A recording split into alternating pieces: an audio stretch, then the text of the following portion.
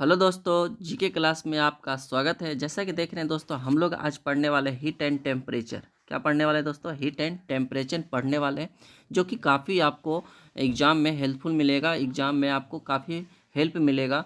अब और ये कोई अलग तरह का क्वेश्चन नहीं है, बल्कि ये एक पूछा गया क्वेश्चन होगा, आपके स्क्रीन बोर्ड पर आएगा और आपको इसको सिलेक्ट करना है। मतलब कि क्या करना है, टिक करके देखना है कि कई कितना सही होता है। तो ठीक है, बिना देरी के स्टार्ट करते हैं पहला नंबर क्वेश्चन से। पहला नंबर क्वेश्चन आपके स्क्रीन बोर्ड पर क्या आएगा? तो चलिए, आ गया है। तो कह रहा है कि निम्नलिखित में से कौन सा ताप का एसआई मात्रक है? किसका है दोस्तों? ताप का एसआई मात्रक कौन सा है? ठीक है, ये आपसे क्वेश्चन पूछा है। ऑप्शन में दिया हुआ है, क्या क्या दिया हुआ है दोस्तों? यहाँ ऑप्शन में दिया हुआ है हर्ट्ज होता है, कैलोरी होता है, डिग्री सेल्सियस होता है या केल्विन होता है। तो आपका राइट आंसर क्या हो जाएगा दोस्तों? राइट आंसर क्या हो जाएगा? केल्विन आपका राइट आंसर हो जाएगा। ठीक है, क्या हो जाएगा? केल्विन किसका होता है? ताप का एसआई मात्रक केल्विन होता है। हर्ट्ज किसका होता है दोस्तों? हर्ट्ज जो होता है, हर्ट किसका होता है? हर्ट्ज जो होता है आवृत्ति का मात्रक हर्ट्ज होता है। आवृत्ति का मात्रक क्या होता है दोस्तों? आवृत्ति का मात्रक हर्ट्ज होता है, जिसको एन से सूचित करते हैं। एक फार्मूला आप जानते होंगे, टी एन बराबर क्या होता है? एन बराबर क्या होता है? 1/t, यानी कि एकांक समय में इसका ये आवर्तकाल होता है। आवृत्ति बराबर क्या होता है? आवर्तकाल, 1/आवर्तकाल होता है। इसका क्या होता है? इन्वर्सली प्रोपोर्शनल बल्कि होता है। ठीक है, व्युत्क्रमानुपाती होता है। क्या होता है दोस्तों? व्युत्क्रमानुपाती होता है। जैसे कि अगर आवर्तकाल अगर बढ़ाएंगे तो आवृत्ति क्या हो जाएगा? घट जाएगा। ठीक है, अगर आवृत्ति बढ़ाएंगे तो आवर्तकाल क्या हो जाएगा? घट जाएगा। ठीक है, तो चलिए नेक्स्ट क्वेश्चन पे देखते हैं। आप क्वेश्चन समझ गए होंगे। अगला 2 नंबर क्वेश्चन देखते हैं, क्या कर रहा है। पीजो इलेक्ट्रिक इफेक्ट में, पीजो इलेक्ट्रिक प्रभाव में विद्युत का उत्पादन क्या है दोस्तों? विद्युत का उत्पादन जो है किसके द्वारा होता है? विद्युत का उत्पादन किसके द्वारा होता है, आपसे पूछा है। तो ऑप्शन में दिया हुआ है रासायनिक ऊर्जा, या तापमान के द्वारा, या दाब पर, या फिर बेरिंग फील्ड पर। ठीक है, तो इसमें क्या होता है कि पीजो इलेक्ट्रिक प्रभाव में कुछ सामग्रियां हैं। पीजो इलेक्ट्रिक इफेक्ट में कुछ सामग्रियां हैं, जैसे कि क्या होता है दोस्तों? क्वार्ट्ज है, क्वार्ट्ज क्वार्ट्ज हो गया, सिरेमिक हो गया, सिरेमिक हो गया। ठीक है, सिरेमिक हो गया। और भी क्या है तो मतलब कि सामग्रियां हैं, पदार्थ है। ठीक है, उनको जब क्या होता है, यांत्रिक जब दबाव दिया जाता है, यानी कि मैकेनिकल स्ट्रेस किया जाता है, तो खींचा जाता है, तो क्या होता है, तो उसमें क्या होता है, आवेश का प्रवाह होने लगता है। और आवेश का प्रवाह जब होगा तो क्या होगा? विद्युत का उत्पादन हो जाएगा। ठीक है, जैसे कि कोई तार में क्या होता है, इलेक्ट्रिक प्रभाव कैसे होता है, तो मुक्त इलेक्ट्रॉन के कारण जो होती है, तो विद्युत का उत्पादन होता है। वही इसमें कह रहा है कि पीजो इलेक्ट्रिक प्रभाव में विद्युत का उत्पादन किसके द्वारा होता है? तो वो क्या होता है? मैकेनिकल स्ट्रेस के द्वारा, यानी कि दाब के द्वारा होता है। ऑप्शन नंबर आपका सी आपका राइट आंसर हो जाएगा। ठीक है, क्या हो जाएगा? सी नंबर आपका राइट आंसर हो जाएगा। ठीक है, चलिए नेक्स्ट क्वेश्चन पर देखते हैं, क्वेश्चन नंबर 3 पे। क्वेश्चन नंबर 3 आपसे क्या कह रहा है दोस्तों? कि दूर की वस्तु जैसे कि सूर्य सूर्य हो गया, सूर्य आदि का ताप जो है किस तापमापी के द्वारा मापा जाता है? ठीक है, आपसे ये क्वेश्चन कह रहा है। तो ऑप्शन में दिया हुआ है ताप युग्म तापमापी के द्वारा, प्लेटिनम प्रतिरोधी तापमाप के द्वारा, या पूर्ण विकिरण तापमापी के द्वारा, या इनमें से कोई नहीं। आपसे पूछा गया क्वेश्चन है। तो ताप युग्म तापमापी जो है दोस्तों, ताप युग्म तापमापी क्या होता है? तापयुग्म तापमापी जो होता है दोस्तों, ये सीबेक प्रभाव पर आधारित है। किसके दोस्तों? सीबेक प्रभाव पर। एक मिनट दोस्तों, सीबेक प्रभाव पर क्या होता है? प्रभाव पर आधारित होता है। ठीक है, ये सीबेक प्रभाव पर आधारित होता है। इसका जो प्रास होता है -200 डिग्री सेल्सियस से कितना होता है? 1600 डिग्री सेल्सियस तक क्या होता है। ठीक है, -200 डिग्री सेल्सियस से 1600 डिग्री सेल्सियस को ही ये नापता है। कौन? तो तापयुग्म तापमापी। ठीक है, यहाँ पे समझ गए ये वाला। दूसरा है प्लेटिनम प्रतिरोधी तापमापी। प्लेटिनम प्रतिरोधी तापमापी जो है हमारा क्या करता है, ये तो प्रतिरोध को क्या करता है, तापमान के बढ़ने के साथ साथ समान दर से ये बढ़ता है। जैसे मतलब कहने का मतलब, प्रतिरोध क्या होता है, जितना ज़्यादा आप ताप दीजिएगा उतना ही ये प्रतिरोध क्या होगा, तो बढ़ेगा। तो इसका जो परास बिंदु है कितना है, तो -200 डिग्री सेल्सियस से कितना है, तो 1200 डिग्री सेल्सियस होता है। ठीक है, 1200 डिग्री सेल्सियस तक इसका होता है, यानी कि प्लेटिनम प्रतिरोधी तापमापी। ठीक है, तीसरा नंबर है पूर्ण विकिरण उतापमापी। पूर्ण विकिरण तापमापी क्या होता है, ये जो है स्टीफन के प्रभाव पर आधारित है। ये किसके, स्टीफन के प्रभाव पर, स्टीफन के प्रभाव पर क्या होता है, आधारित होता है। ठीक है, स्टीफन का प्रभाव क्या कहता है कि जितना हम ऊर्जा देंगे उतना ही क्या होगा, टेम्परेचर यह होता है, ऊर्जा जो होते हैं टेम्परेचर के चतुर्थ घात के क्या होते हैं, अनुक्रमानुपाती या फिर समानुपाती होता है। जैसे कि इसका क्या होता है, इसका समीकरण आपने, स्टीफन का समीकरण क्या होता है, ई डायरेक्टली प्रोपोर्शनल टी पर पावर क्या होता है 4, यानी कि ऊर्जा, ये क्या हो गया, ऊर्जा हो गया, सॉरी दोस्तों, ऊर्जा हो गया, और ये क्या हो गया, ये टेम्परेचर यानी ताप हो गया। ठीक है, तो ये क्या होता है, ताप का क्या होता है, चतुर्थ घात होता है, और क्या होता है, ये डायरेक्टली प्रोपोर्शनल होता है। ठीक है, अगला है सॉरी, तो इसका आंसर क्या हो जाएगा, तो और पूर्ण विकिरण जो तापमापी है ये 800 डिग्री सेल्सियस से, ये 800 डिग्री सेल्सियस से जो है 800 डिग्री सेल्सियस से ऊपर के तापमान को, जितना भी ऊपर होगा उतना ये तापमान को मापता है। और ये पूर्ण विकिरण उतापमापी जो होते हैं, इनके माध्यम कोई किसी माध्यम की ज़रूरत नहीं होती है, बल्कि ये रेडिएशन को माप देता है। क्या करता है, तो रेडिएशन को जो है मापता है। ठीक है, ये रेडिएशन को मापकर ये टेम्परेचर को बता देता है। तो आपका राइट आंसर क्या हो जाएगा दोस्तों, right answer option number C आपका राइट आंसर हो जाएगा। ठीक है, चलिए अगला क्वेश्चन नंबर देखते हैं 4, क्वेश्चन नंबर 4 देखते हैं, इसको मिटा देते हैं दोस्तों। चौथा नंबर क्वेश्चन क्या कह रहा है दोस्तों, कि सूर्य का ताप मापा जाता है। ठीक है, सूर्य का तापमान मापा जाता है। देखिए जस्ट लाइक दूसरा नंबर क्वेश्चन ही है। ठीक है, तो सूर्य का तापमान हमने अभी प्लेटिनम प्रतिरोधी का, प्लेटिनम तापमापी का कितना बताया था, प्लेटिनम का कितना बताया था दोस्तों, यहाँ पे -200 डिग्री सेल्सियस से कितना बताया था, 1200 डिग्री सेल्सियस हमने बताया था, 1200 डिग्री सेल्सियस से बताया था। ये तो नहीं माप पाएगा उसको। गैस तापमापी में क्या, किसका प्रयोग किया जाता है, हाइड्रोजन हाइड्रोजन हाइड्रोजन और नाइट्रोजन का जो है, नाइट्रोजन का प्रयोग किया जाता है, हाइड्रोजन और नाइट्रोजन का प्रयोग किया जाता है। पायरोमीटर जो होता है, पायरोमीटर उच्च ताप को मापता है। उच्च ताप का मतलब 5000 6000 डिग्री सेल्सियस, जैसे कि मतलब कि सूर्य की तापमाप को मापने के लिए पायरोमीटर का ही प्रयोग किया जाता है। ठीक है, और ये ऑप्शन नंबर आपका सी जो है राइट आंसर हो जाएगा। बाष्प दाब तापमापी भी कुछ होता है। ठीक है, तो आपका राइट आंसर क्या हो जाएगा, पायरोमीटर तापमापी होता है। ठीक है, चलिए नेक्स्ट क्वेश्चन पे देखते हैं। पाँचवें नंबर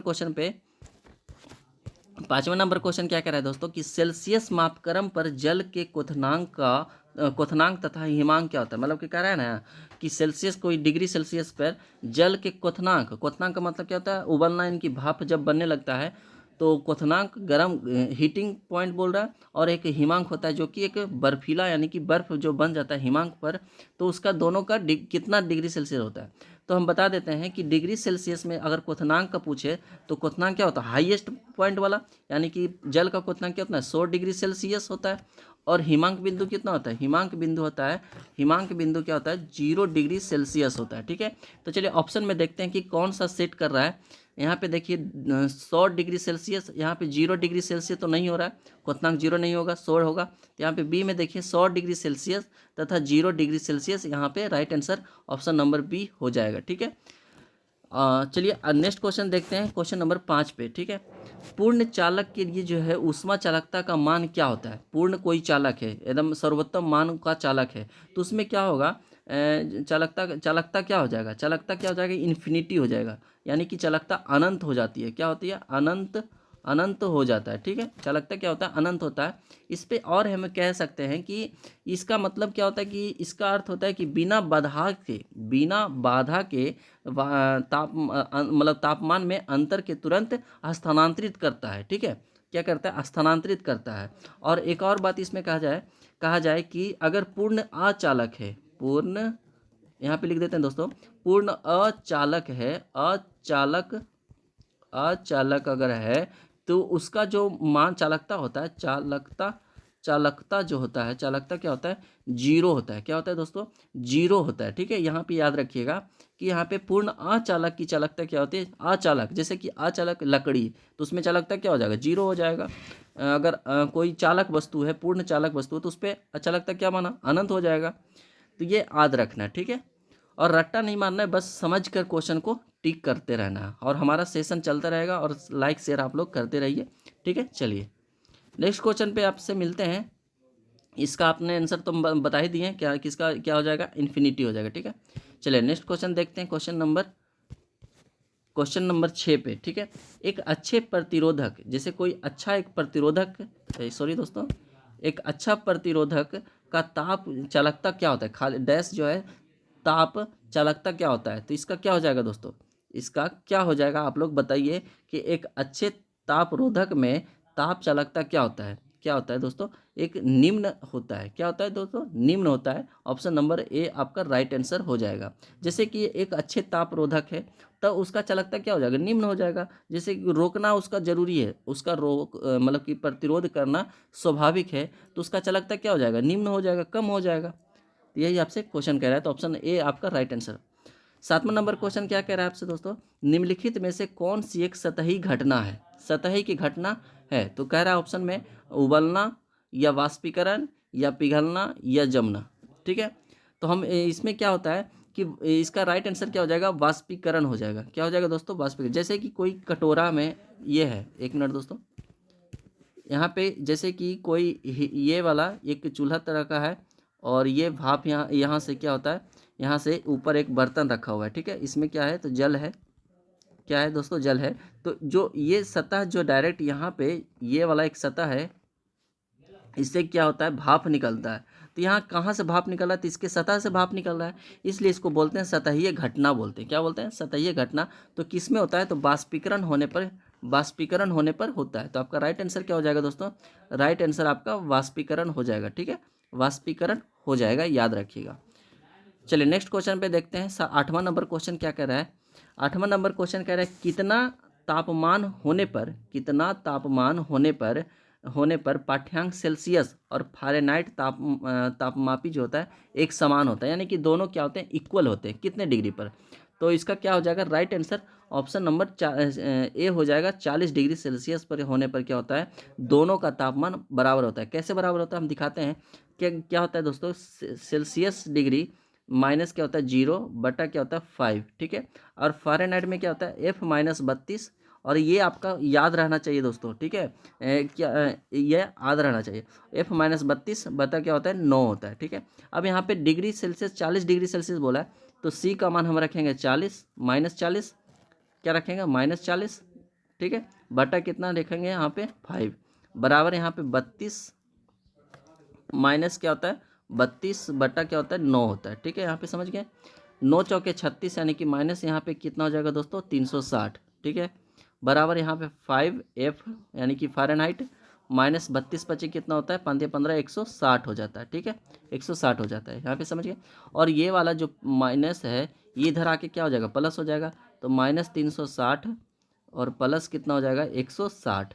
ठीक है, बराबर यहाँ पे क्या हो जाएगा, प्लस का 5 डिग्री हो जाएगा। ठीक है, और यहाँ पे घट के कितना होगा 0 0, और 3 में से एक जाएगा, 3 में से एक जाएगा, 2 बचेंगे, यानी कि माइनस का 200, बराबर क्या होता है 5F होता है। ठीक है, 5 चौका क्या होता है 20 होता है, तो माइनस कितना आया, फ़ारेनहाइट कितना -40 डिग्री आया, -40 डिग्री फ़ारेनहाइट आया। तो दोनों क्या होता है, तो इसलिए इसमें कहा जाता है कि कितने तापमान होने पर पाठ्यांक सेल्सियस और फ़ारेनहाइट जो होता है तापमापी दोनों क्या होते हैं, इक्वल होते हैं। तो -40 डिग्री याद रखिएगा। ठीक है, और याद क्या, इसमें बना के देखना है। और ये हमने जो सीरीज बताया है C/5, फिर K- 273/5, 373/5, और F-32/9, और भी होता है, र्यूमर करके भी होता है। तो ये सब याद रखना है। ठीक है, तभी आपसे बनेगा।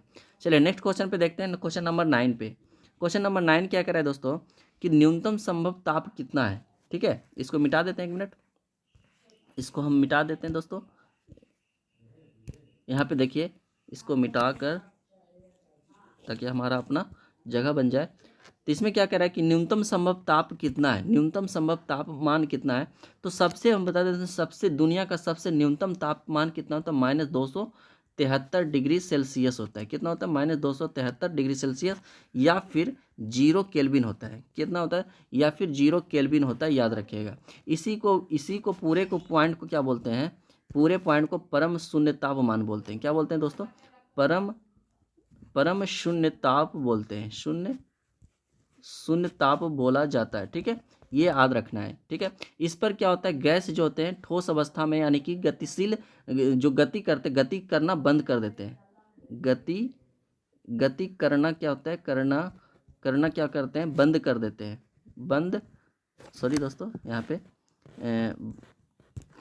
बंद कर देते हैं, ठीक है। गति करना बंद यानी ठोस अवस्था में हो जाता है। तो ये सबसे न्यूनतम तापमान क्या होता है, -273 डिग्री सेल्सियस या फिर 0 केल्विन होता है, याद रखिएगा, ठीक है, या फिर 0 केल्विन होता है, याद रखिएगा। यहाँ पे डिग्री नहीं होगा, हमने लिख दिया डिग्री, यहाँ पे नहीं होगा, तो सिर्फ 0 केल्विन, यहाँ पे इतना याद रखना है, ठीक है। तो आपका राइट आंसर क्या हो जाएगा, ऑप्शन नंबर ए आपका राइट आंसर हो जाएगा, ठीक है। चलिए नेक्स्ट क्वेश्चन पे देखते हैं, क्वेश्चन नंबर 10 पे। क्वेश्चन नंबर 10 क्या कह रहा है दोस्तों, निम्नलिखित स्थिति में बॉयल के नियम का पालन जो है अच्छी तरह से कौन करता है। निम्नलिखित स्थिति में बॉयल के नियम का पालन अच्छी तरह से कौन करता है, तो कौन करता है दोस्तों, ऑप्शन नंबर डी आपका राइट आंसर है, निम्न ताप और निम्न दाब, ठीक है। क्या करना है, निम्न ताप और निम्न दाब जो होता है बॉयल के नियम का अच्छी तरह से पालन करता है, ठीक है। नेक्स्ट क्वेश्चन कह रहा है कि क्वांटम सिद्धांत का प्रयोग निम्नलिखित में से किसे स्पष्ट करने के लिए किया जाता है। क्वांटम सिद्धांत का प्रयोग जो है निम्नलिखित में से किसे जो है स्पष्ट करने के लिए किया जाता है, ठीक है। तो क्वांटम सिद्धांत जो किसको करता है, तो क्वांटम सिद्धांत प्रकाश विद्युत प्रभाव पर जो है आधारित है। किस पर दोस्तों, प्रकाश विद्युत प्रभाव पर जो है क्या है, आधारित है। Right answer option number D हो जाएगा, ठीक है, ऑप्शन नंबर डी हो जाएगा, ठीक है। चलिए नेक्स्ट क्वेश्चन पे बढ़ते हैं, क्वेश्चन नंबर 12 पे। क्वेश्चन नंबर 12 कह रहा है किसी भी द्रव के क्वथनांक का तापमान कितना है। किसी भी द्रव का क्वथनांक तापमान कितना होता है, तो क्या मतलब कितना नहीं होता है, कैसे जो करने पर जो है क्वथनांक का तापमान होता है। तो यहाँ पे ऑप्शन में देखिए, ऑप्शन से यहाँ चलना है कि दाब बढ़ने पर क्या होता है, घटता है, ये तो गलत बात है दोस्तों। दाब बढ़ने पर क्या होता है, बढ़ता है, ये भी सही है। हम कुछ रुक जाते हैं अभी, अगला को ऑप्शन देखते हैं। यथवत रहता है यानी कि समान रहता है, किसी भी द्रव को मतलब कि बढ़ाएंगे घटाएंगे तो उसका क्वथनांक समान रहेगा, ये गलत बात है। फिर बोल रहा है यह द्रव पर निर्भर करता है, यह द्रव पर नहीं निर्भर नहीं करता। यह द्रव पर क्यों क्या रहेगा, पानी का अलग है, कोई और वस्तु का अलग है, तो ये द्रव पर निर्भर नहीं करता, ये बल्कि ये भी गलत है। इससे बढ़िया, ये थोड़े देर के मान सकते हैं, लेकिन इससे बढ़िया आपका right answer option number B हो जाएगा, ठीक है। ऑप्शन नंबर क्या हो जाएगा, बी हो जाएगा।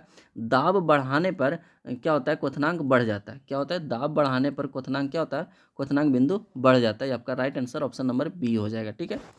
चलिए 14 नंबर क्वेश्चन देखते हैं। इनमें से कौन सूर्य के प्रकाश को सीधे विद्युत ऊर्जा में परिवर्तित कर देता है। मतलब कि सूर्य से जो प्रकाश लेकर के विद्युत इलेक्ट्रिक पावर बना देता है, कौन सा ऐसा चीज़ है। तो यहाँ पे देखिए ऑप्शन में दिया हुआ है सोलर सेल, नहीं ये तो नहीं कर पाता। एक मिनट दोस्तों,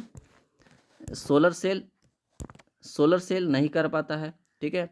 सोलर कुकर है दोस्तों, एक मिनट, यहाँ पे पहला ऑप्शन में सोलर कुकर लिखा हुआ है, सोलर कुकर तो यहाँ पे करता नहीं है, ये आपका क्या हो जाएगा, गलत हो जाएगा।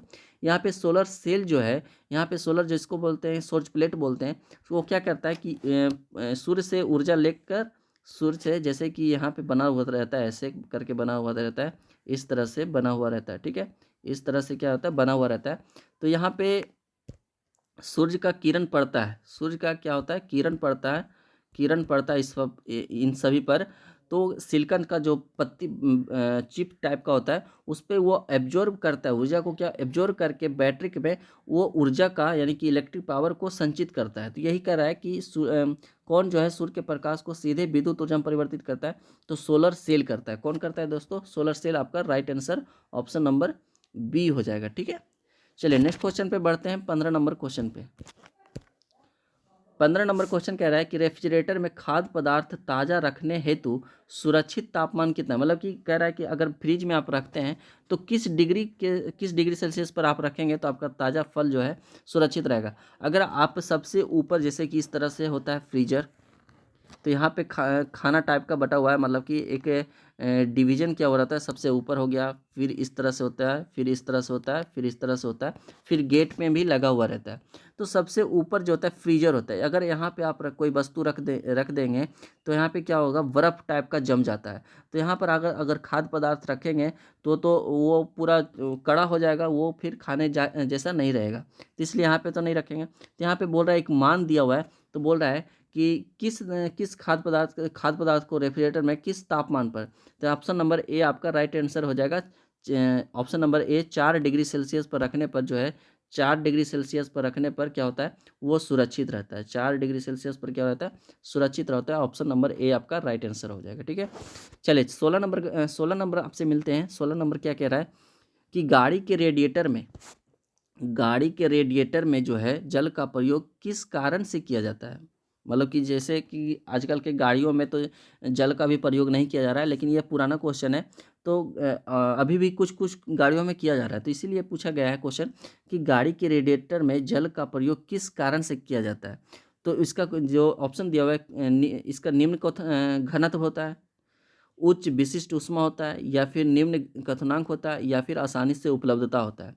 क्या होता है दोस्तों, तो जो इसका जल का जो विशिष्ट ऊष्मा होता है वो क्या होता है, तो इसकी विशिष्ट ऊष्मा धारिता जो है अधिक होती है। यानी कि क्या होता है, तो इसका एकदम मतलब कि जैसे कि इसमें कोई वस्तु जल है, ठीक है, क्या है, तो जल है, ठीक, कोई वस्तु, कोई और पदार्थ मान लेते हैं, कोई और पदार्थ मान, इसमें जो होता है जितना ये दीजिएगा, इसमें ऊर्जा तापमान दीजिएगा, तो ये क्या करेगा, ये ढीठ की तरह अब्जॉर्ब करता रहेगा, धीरे धीरे ये गर्म मतलब कि एब्जॉर्ब करता रहेगा उष्मा को, और ये कोई वस्तु जल्दी से गर्म है। अगर कोई धातु यहाँ पे, तो कौन जल्दी गर्म हो जाएगा, तो ये आपका धातु जो है थोड़ा सा हीट देने पर ये गर्म हो जाता है, ये थोड़ा सा हीट देने पर मतलब कि कम गर्म होता है। तो ये ऊर्जा तापमान को जो होता है एब्जॉर्ब करता रहता है, तो इसलिए मशीन को ठंडा करने के लिए विशिष्ट ऊष्मा का प्रयोग हम लोग करते हैं। तो आपका राइट आंसर क्या हो जाएगा, बी आपका हो जाएगा।